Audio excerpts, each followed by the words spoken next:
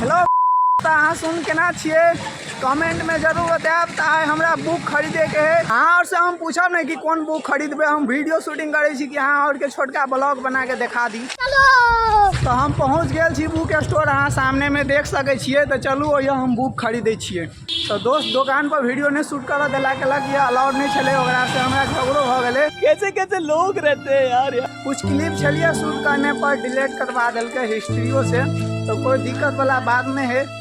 तो अगला दिन हम फिर वो बुक खरीदबे तो वो पर वीडियो बना के हम डाल देब। सब वीडियो में अहाँ सुनता कचरा देखे देवे पड़े। वीडियो में नहीं देख लिए कोई दिक्कत नहीं है। अहाँ के दिखा दे छी कि पटना में कते कचरा कम रहे छे।